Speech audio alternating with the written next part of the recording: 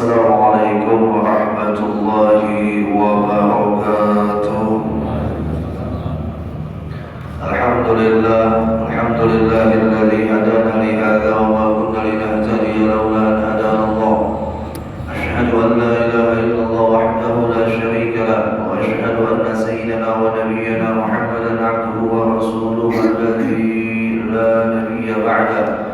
Allahumma shalli wa sallim ala sayyidina Muhammad مفتاح باب رحمة الله عدد ما في علم الله صلاة وسلاما دائمين بدوام ملك الله وعلى آله وصحبه ومن والاه ومن تبعهم بإحسان إلى يوم القيامة أما بعد سبحانك لا علم لنا إلا ما علمتنا إنك أنت العليم الحكيم لا حول ولا قوة إلا بالله العلي العظيم نوينا التعلم والتعليم والذكر والتذكير والنفع والانتفاع والإفادة والاستفادة والحث على التمسك بكتاب الله وسنة رسول الله صلى الله عليه وسلم والدعاء إلى الهدى والدلالة على الخير ابتغاء وجه الله مرضاته وحبه وثوابه سبحانه وتعالى. وقال المصنف رحمه الله تعالى ونفعنا بعلومه في الدارين آمين. Telah berkata Imam Ibn Athaillah As-Sakandari rahimahullah, anwarun udhina laha fil usul wa anwarun udhina laha fil dukhul. Ada beberapa cahaya yang diizinkan baginya oleh Allah untuk sampai kepada permukaan hati, dan ada cahaya-cahaya yang diizinkan baginya oleh Allah itu untuk sampai masuk ke dalam hati. Jadi ada dua bahagian cahaya yang akan kita sama-sama kaji di subuh hari ini. Cahaya-cahaya yang disebutkan oleh Imam Ibn Athaillah ini adalah merupakan cahaya ilahi, cahaya Rabbi, cahaya daripada Allah Jalla Jalaluh, yang mana Allah mengizinkan cahaya ini sampai kepada hati, ada juga sampai masuk ke dalam hati. Ada perbedaannya. Ketika yang disebut sampai ke rumah ulun, itu belum tentu lagi masuk ke dalam rumah ulun. Ya kan? Sampai ke rumah ulun, ya, belum tentu lagi biar masuk ke dalam rumah ulun. Nah, begitu juga cahaya sampai ke hati, belum tentu lagi masuk ke dalam hati, boleh jadi baru di permukaan hati. Dan apabila disebut cahaya itu usul sampai, maka di sini ulama menyatakan baru sampai di permukaan hati.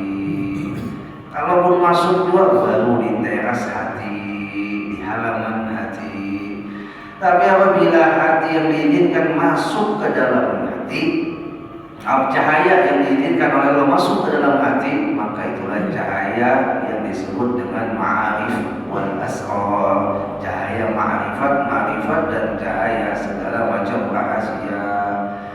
Hati ini terbagi dua bahagian. Ada bahagian yang disebut dengan qalbun, yaitu luar hati, yang di dalamnya disebut dengan sanubari, bahasa kita lah, bahasa Arabnya adalah sir, tempat rahasia di dalam hati.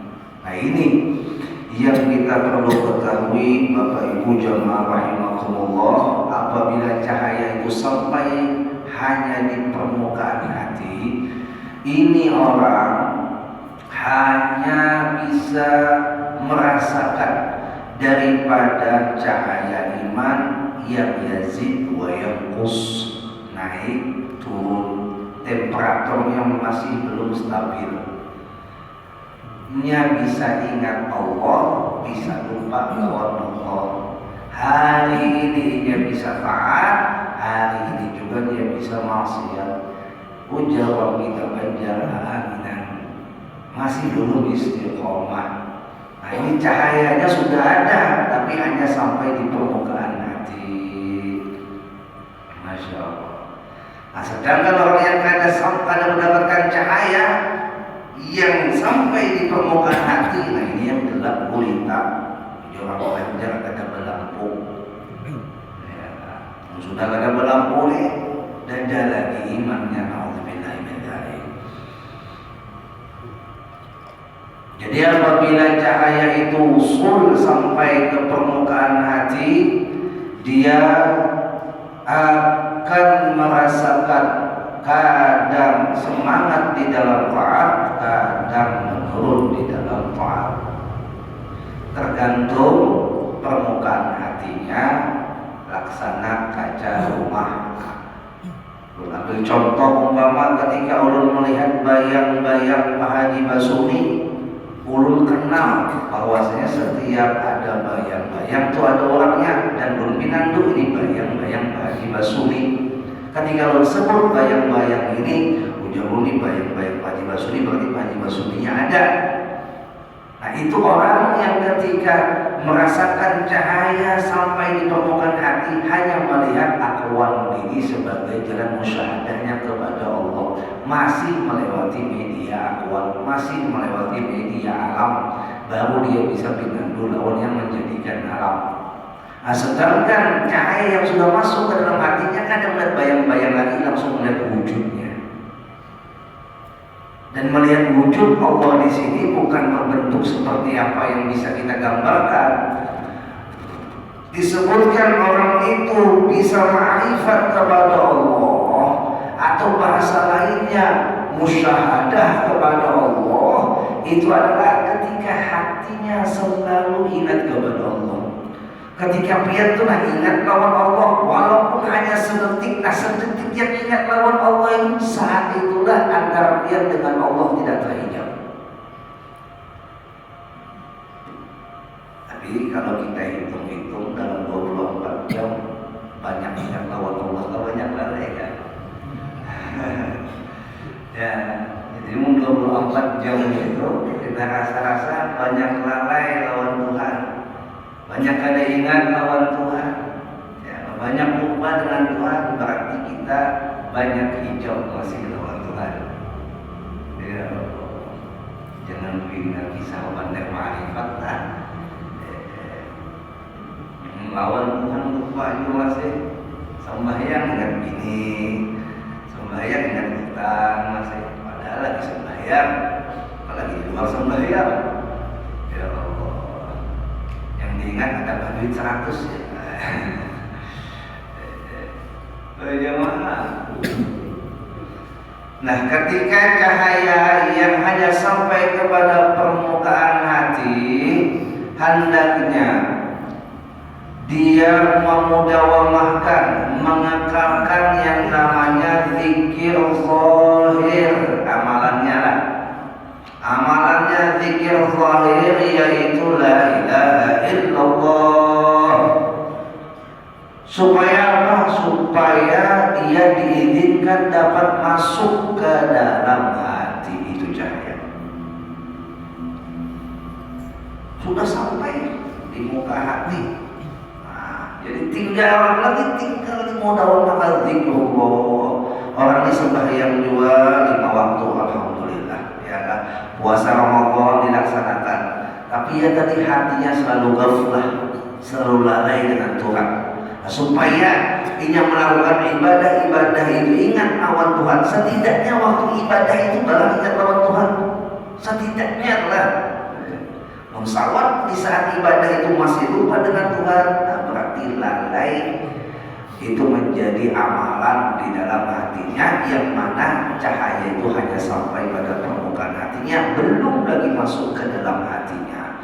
Dengan zikir zahir tadi merontokkan segala macam tirai atau penghalang buat cahaya itu masuk ke dalam hati. Makanya Nabi mengatakan di dalam hadis yang sahih, inna likulli syai'in saqalah wa saqalatul qulub dzikrullah. Setiap sesuatu itu ada pembersihnya, ada pencucinya. Nah, pembersih dan pencuci dari kotoran pada hati adalah dengan zikir kepada Allah. Orang yang memudawamahkan zikir ini, Bapak Ibu, hatinya selalu lapang, tenang.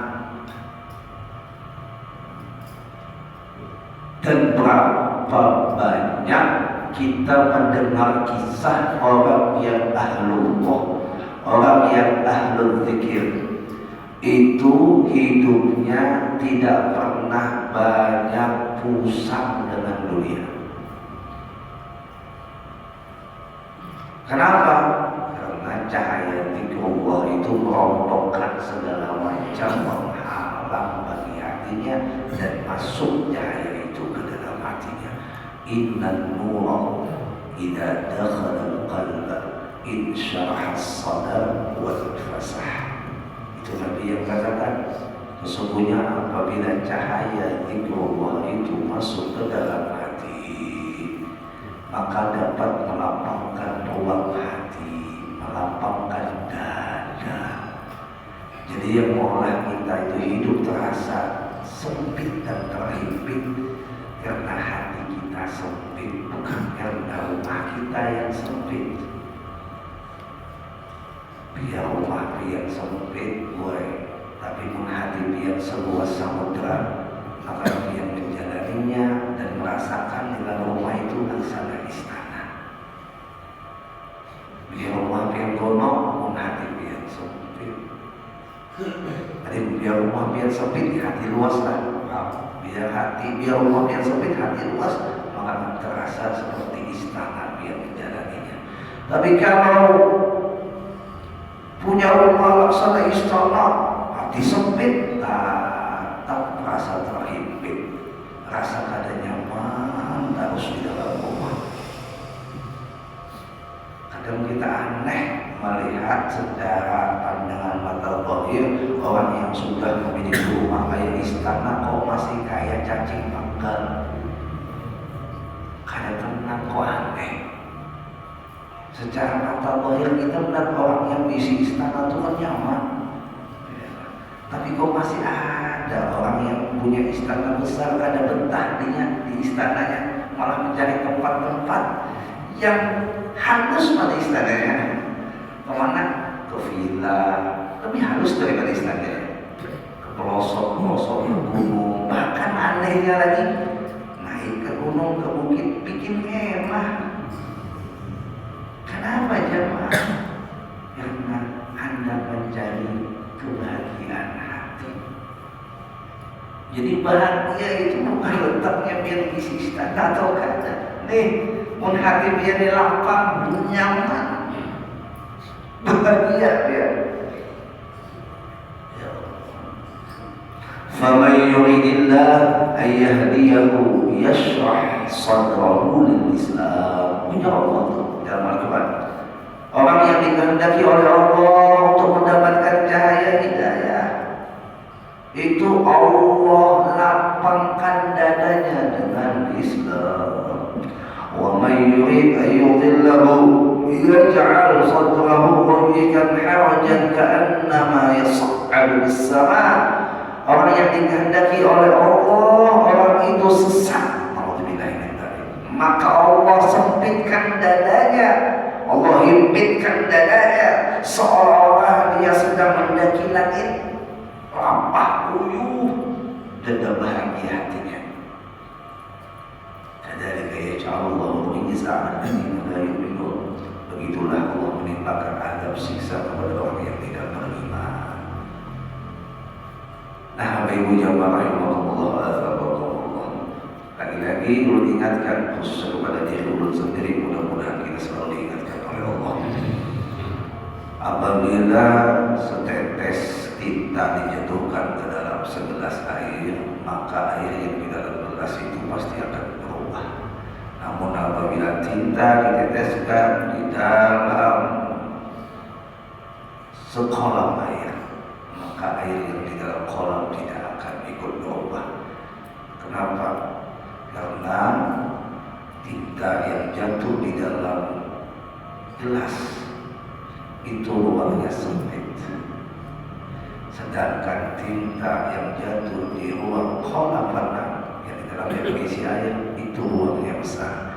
Jadi apabila hati kita itu ruangnya sempit, setetes dunia mengefek, setetes masalah dunia berpengaruh. Tapi kalau ruang hati kita luas, biar beberapa tetes dunia, ujian-ujian dunia yang banyak kada mempengaruhi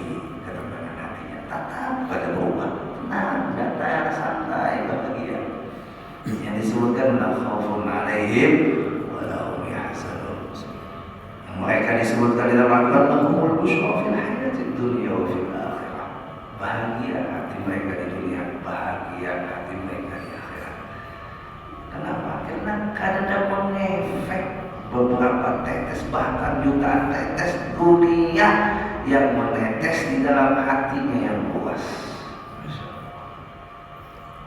Alam nashrah laka sadrak. Bukankah sudah kami lapangkan atau kami lapangkan dadamu wahai Rasul Muhammad.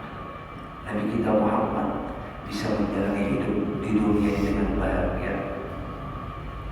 Allah lapangkan dada Siti, luaskan dada Siti. Oh Pak, hati itu kalau disebutkan seperti wadah yang elastis. Elastis itu karet. Kemudian handak yang halus, halus duanya. Kayak karet. Masukannya halus, halusnya. Masukannya bolong-bolongnya. Elastis. Kayak itulah ruang hati.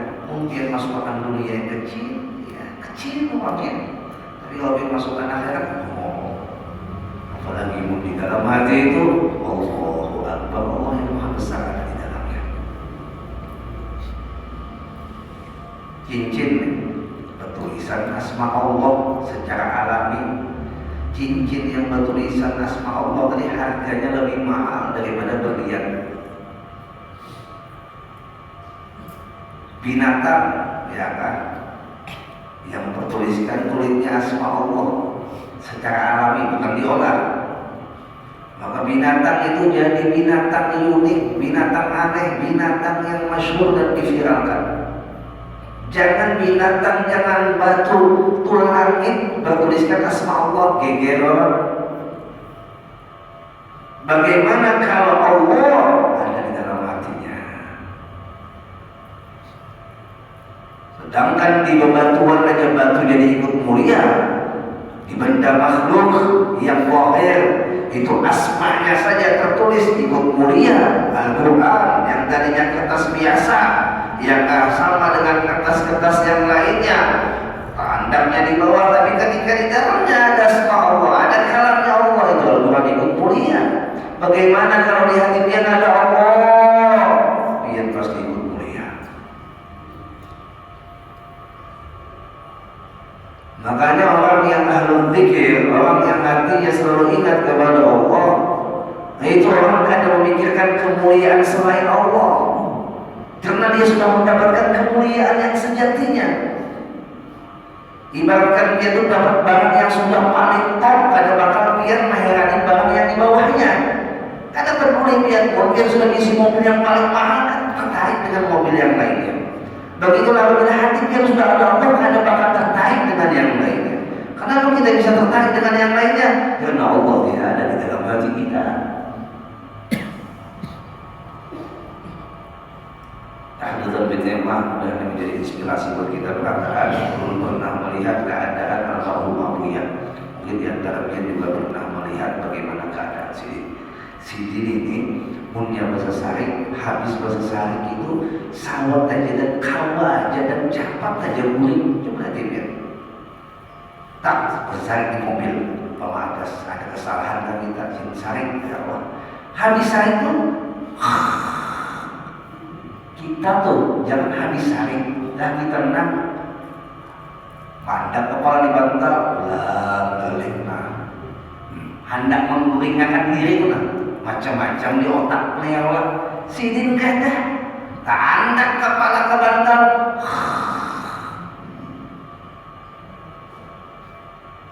Kada pernah ada beban pikiran di dalam hidup Sidin.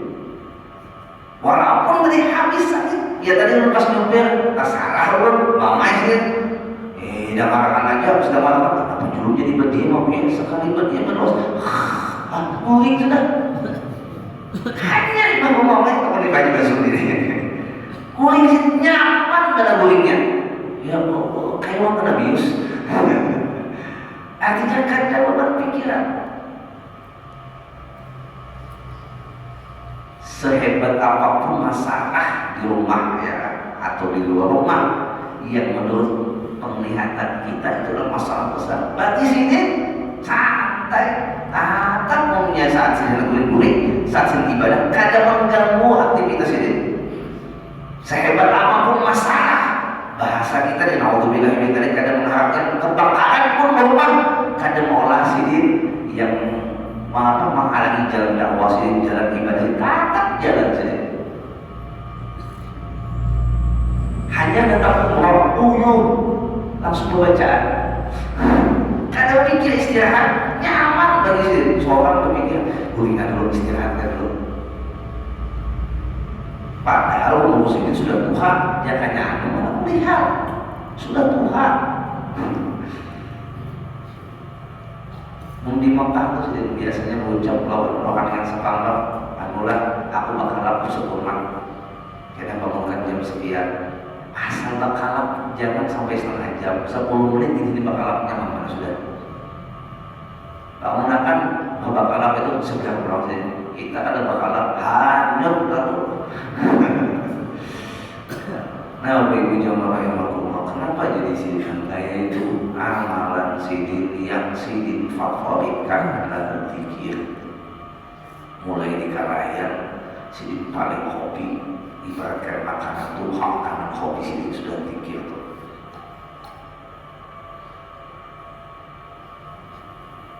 Dan waktu sidin di kalayan itu asik-asiknya zikir. Mungkin melihat orang yang berzikir bergoyang-goyang mabuk dan kayak orang kesauman, alhamdulillah sudah di Allah. Lagi asik-asiknya. Kita semakin tua semakin terkontrol. Kalau ada orang berzikir yang terkontrol itu masih dalam tahap bidayah. Ya namun sudah harus bisa mengontrol. Orang lagi asyik kok. Nah, lalu sahabat itu bertanya kepada Nabi ketika Nabi mengatakan tadi bahwasanya apabila cahaya itu masuk ke dalam hati, maka hati itu akan luas, ruang hati itu akan lapang. Lalu sahabat bertanya, "Halidzalika min alamati yu'rafu biha ya Rasulullah?"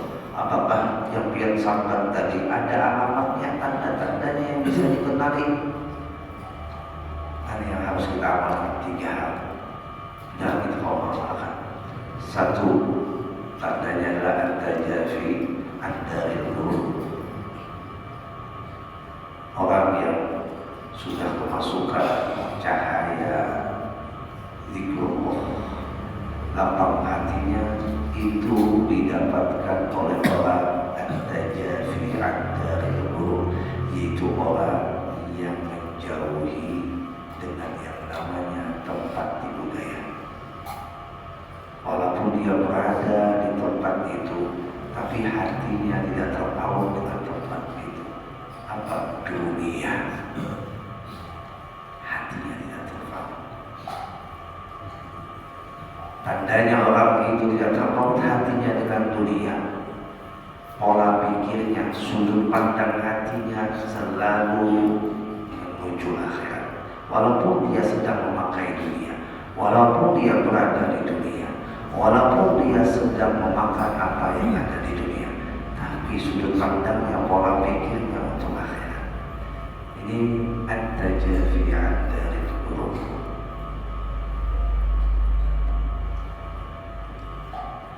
Sama dia beraktivitas lawan orang dunia lainnya, tapi tujuannya beda,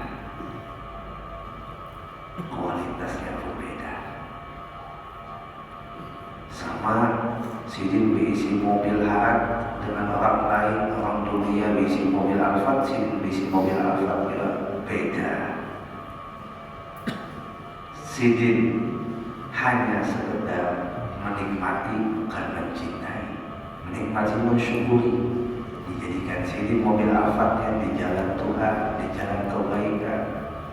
Kalau yang satu tadi orang dunia bukan saja menikmati, tapi mencintai, dimuliakan. Ya. Kan beda orang menikmati. Maaf nih kalau kita ambil bahasa yang kada bagus, kayak bubuhan yang katanya datang pembantuan. Ya, hanya sekedar menikmati, menikmati galakannya. Ya, di bahasanya ada baik banget. Maka itulah orang yang sudah tajafi dari guru, dia hanya sekedar menikmati, karena mencintai, menikmati, mensyukuri. Dia segala macam kenikmatan dunia ini untuk dia bisa mendapatkan kenikmatan yang abadi di akhirat. Yang kedua tandanya adalah wal inabah ila daril khulud. Dia berpaling menuju jalan yang kekal, yaitu ke akhirat. Ini sudah fokus dah. Apalagi sudah umur minta hal minta itu bulan kita panjang umur kan. Sudah umur 40 tahun ke atas, ya kan? Itu sadar sudah untuk fokus memikirkan kayak apa kesan sama mati.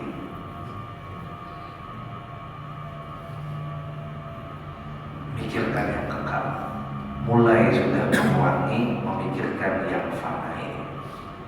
Pegawai juga, aktivitas juga.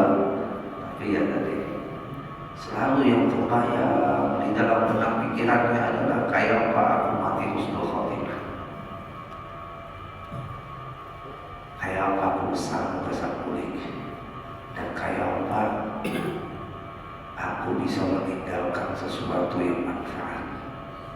Bukan hanya sidik bulik besarmu yang banyak, sidik berpikir ulang kayak apa aku boleh meninggalkan tempat yang fana ini dengan meninggalkan yang manfaat buat orang yang di belakangku. Oh, ini hebat. Masya Allah. Mau sekedar bulik bosan, dahai dilupakan orang. Makanya manusia ini ada beberapa kategori. Satu, ar-rajulu kal-ghidha la yustagna anhu, yaitu seseorang yang seperti makanan yang selalu dibutuhkan. Orang ini bukan saja hidupnya dibutuhkan, matinya pun masih dibutuhkan. Mudah kita termasuk golongan ini. Dibutuhkan orang, manfaat hidupnya di dunia. Yang kedua, kategori manusia ar-rajulu kad-dawa la yuhtaju ilaihi hinan ba'da hinin, la yuhtaju ilaihi illa hinan ba'da hinin, yaitu kategori orang seperti obat yang apabila dihajatkan dibutuhkan, apabila tidak dibutuhkan. Nah, ini termasuk baiknya masih. Kalau yang tadi selalu dibutuhkan, yang kedua ini umumnya dihajatkan baru dibutuhkan, seperti obat. Nunggu masalah baru ingat sidin. Umpama nena mumpian kawan, ya setiap ada masalah kawan pian ini yang selalu memberikan solusi yang terbaik membantu dia ingat.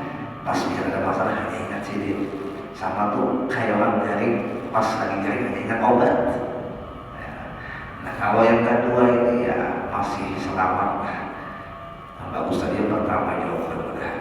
Yang selalu diingat, selalu dibutuhkan, selalu dihajatkan. Dan yang ketiga, naudzubillahi min dzalik, rajulun kadda'i. Rajulun kadda'i, yaitu seseorang yang laksana penyakit, la yuhtaju ilaihi abadan, tidak pernah dihajatkan orang ini selama-lamanya. Orang pun ada sedikit dipauki dari kampung,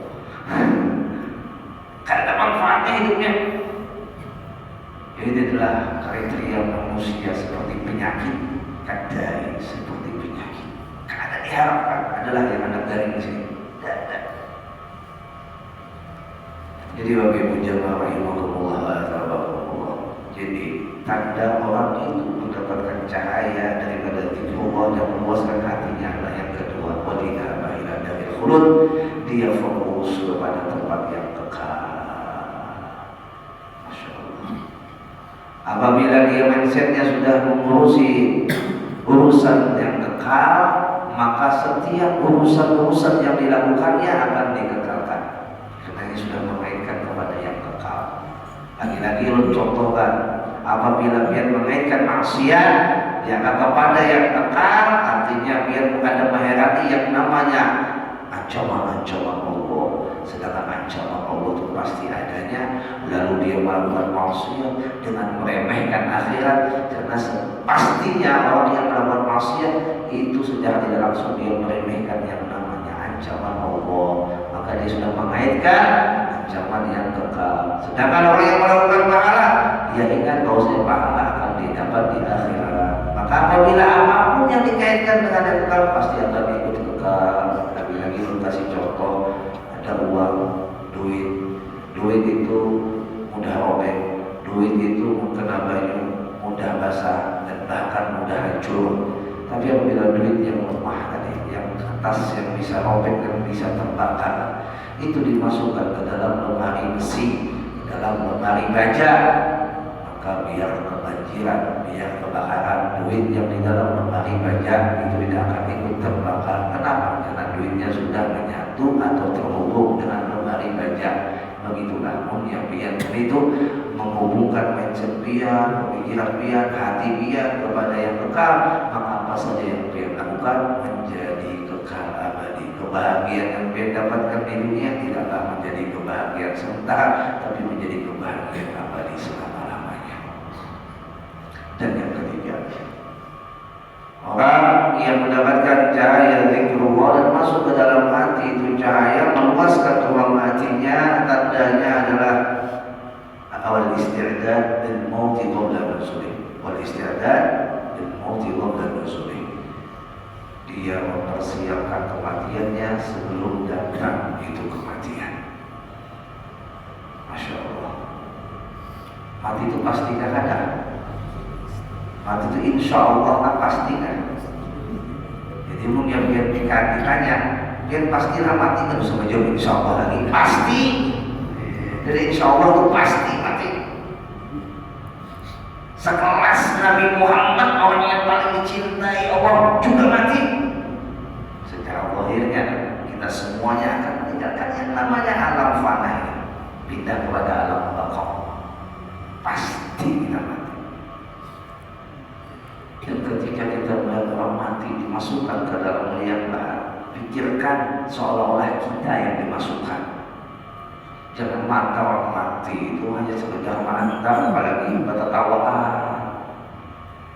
Maka akan dapat nasihat. Kafa bil mauti wa'izah, cukup dengan melihat orang mati itu menjadi nasihat kata Nabi. Orang itu melihat orang mati kadang berubah dirinya, kadang mendapatkan nasihat dirinya.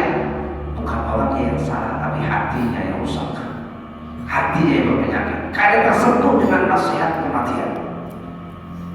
Dan nasihat kematian dan nasihat paling terakhir kata Nabi untuk orang yang memiliki jalan hidup yang gelap. Jadi rancaki melihat kuburan, rancaki mengantarkan orang mati. Seorang itu hati keras banget. Jangan pun Anda taubat, lihatlah Anda mengqadai sembahyang yang tertinggal, menyesali kesalahan ya tidak, merasa itu salahnya tidak, pergi taubat, menangis, merasa salah atas kesalahannya itu tidak, waliyadzubillah. Kenapa? Jadi pun ada di dalam hati kita melakukan kesalahan, kadang merasa itu sebuah kesalahan, kadang menyesali, kadang istighfar, kadang menangis di hadapan Allah. Ya Allah, kenapa hari ini kadang sembahyang? Itu kan disesali. Ya Allah, kenapa jadi hari ini ulun kadang bangun subuh? Ya Allah, kenapa hari ini ulun kadang sembahyang duha? Ya Allah, kenapa hari ini ulun jadi melakukan kejahatan? Ya Allah, kenapa jadi hari ini ulun berdusta? Mun masih ada perasaan seperti itu, hatinya masih lembut dan peka. Tapi punya kadang ada kesalahan, santai tertawa pulang. Jawab nggak lain, biasa oleh. Nah ini sudah waliyadzubillah. Dia menyesali sebuah kesalahan, itulah sebuah kesalahan yang paling besar buat dirinya. Sudah melakukan kesalahan, kadang menyesali itu sebuah kesalahan, maka kesalahan yang berlipat-lipat.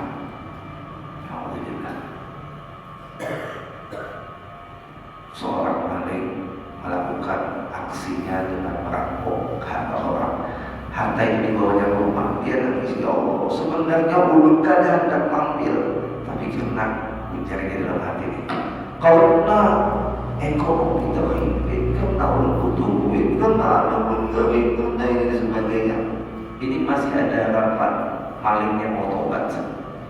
Maunya ambil, tak ambil hewan kita nikmati, tenang, dunia sementara, kapan lagi kita nikmati hidup? Alhamdulillah. Ya kita kembalikan hidayah milik Allah. Tapi setidaknya Nabi sudah hantarkan tanda-tandanya. Kita hargailah apa yang sudah Nabi berikan tentang tanda-tanda orang yang mendapatkan hidayah dan tanda-tanda orang yang tidak mendapatkan hidayah. Masalah keputusannya adalah milik Allah dan tanda-tandanya harus kita yakini, karena itu bersumber daripada lidahnya Nabi kita Muhammad SAW yang disebutkan di dalam hadis-hadisnya. Ya Allah,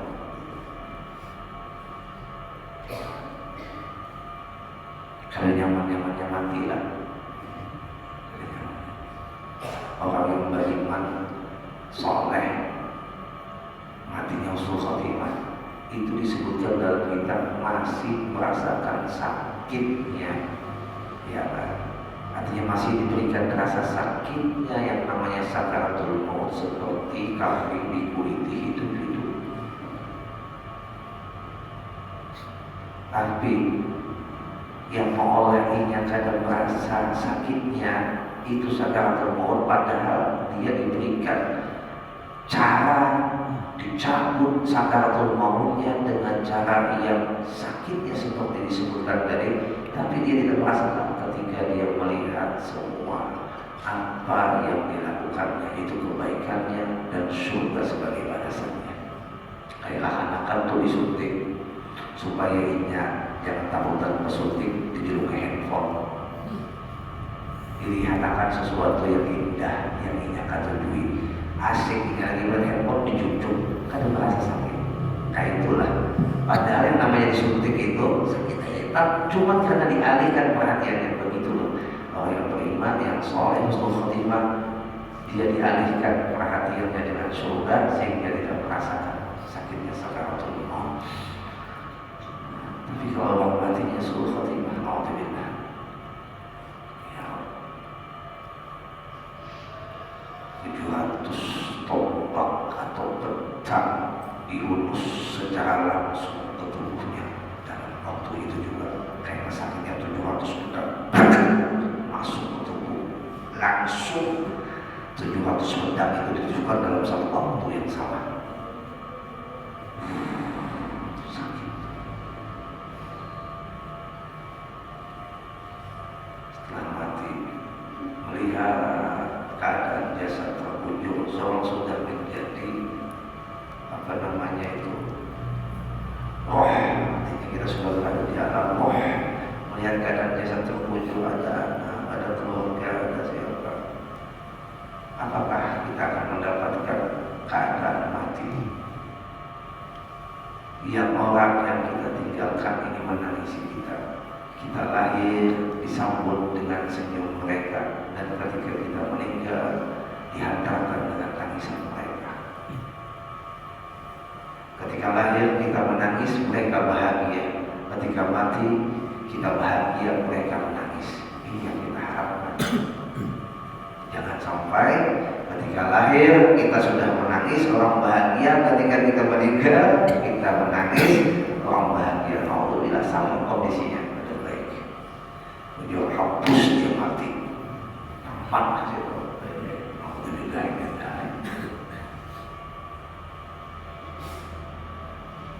Untuk kadanglah berpikir dalam suatu momen-momen tertentu, pikir khususnya di saat Allah yang rahmatan wasi'ah, Abu ya itu wafat pas di saat-saatnya COVID. Di saat-saatnya COVID, pemikirnya begini, kayak Abu ya ini kan kalau secara kehidupannya orang yang dekat dengan sini itu orangnya yang tahan, artinya sini tegas orangnya, tegas. Oh Nah, tapi ketika wafatnya, ketegasan sidin itu membekas di hati para pencintanya. Anehnya di situ. Karena disangka waktu sidin wafat yang mensolatkan sidin hibah kok. Padahal di saat Covid, jangan di luar Covid, alam kuliah bebas manusia. Di saat Covid, hibah dan undangan, ada tampokan hibah. Mikir lu, kamu iri dulu. Waktu hidupnya sih punya salah presiden dan orang tuh kebanyakannya secara normal ada 75 main. Tapi ternyata di sini dapat pelajaran dalam hidup. Makanya kita tuh ajak belajarannya jangan bisa-bisa. Punya bisa-bisa dan dapat ilmu. Belajar telusuri. Oh kenapa Buya dinangkai kok bisa? Oh belum buka-buka kita. Ternyata ada orang itu marah disebut dengan bahasa orang tenaga dalam marah suci. Apa marah suci? Marahnya karena sayang. Jadi ketika orang itu marah, membekasnya itu bukan benci, sayang. Akulah ganangan mama yang sidin, nasihat sidin. Kenapa jadi ganangan? Padahal yang tidak menasihati itu mama itu ada jalan. Jawabannya mama yang sidin, nasihat sidin langsung dari hati yang paling dalam. Nasihat sidin mama yang sidin bukan karena kebencian, tapi karena kasih sayang sidin lawan kita. Kita aja kadang-kala menanggapi salah. Kan ada Bu, biar disilaki cara mengekspresikan sayangnya itu beda dengan cara biar mengekspresikan sayang kepada lakinya. Kan kalau disamakan Bu, ini cara untuk mengekspresikan rasa sayang itu beda-beda jalannya. Nah salah satunya adalah dengan perhatian orang itu kepada kita melewati caranya masing-masing. Nah salah satunya adalah alhamdulillah caranya dengan perhatian jadi, ya Masya Allah. Punya lawas kepada hubungan bisa terkait kamu di sini. Kayak apa kabar? Kenapa ada rumah kan berjalan? Tapi juga sedikit tuh orang tuh banyak mas hotel tadi berarti WA sedikit. Kenapa nih? Terhadap kabarnya perhatian sini. Ya, dia akan sini. Kita yang lupa dengan sini nggak tahu kita. Ya. Akhirnya membekas ungkapannya berdasarkan kasih sayang kepada hati-hati hamba yang dipilih oleh Allah untuk menangkap daripada frekuensi kasih sayang itu tersebut. Akhirnya frekuensinya sama, nyatu tuh. Dia melihat seorang kayak Pak Makom Mobil.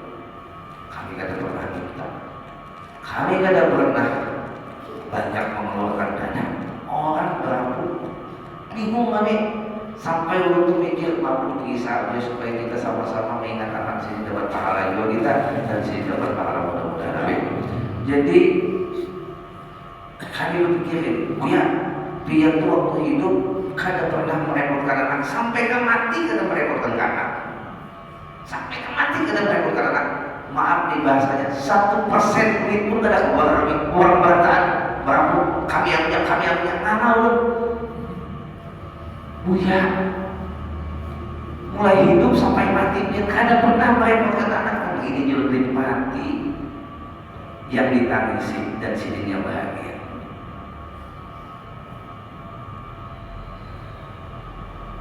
Ya, mudah-mudahan kita husnul khatimah. Nah, kita akan menjadi Allah yang bermutin. Al-Fatihah. Ar-Rahmanir-Rahim. ويستعين الصراط المستقيم صراط الذين أنعمت عليهم غير المغضوب عليهم ولا الضالين آمين. آمين يا رب العالمين. بسم الله الرحمن الرحيم. الحمد لله رب العالمين وصلى الله وسلم على سيدنا محمد الأمين وعلى آله وصحبه وسلم أجمعين. اللهم ارزقنا فهم النبيين حفظ المرسلين بحرمة الملائكة المقربين وصلى الله على سيدنا محمد النبي وعلى آله وصحبه وسلم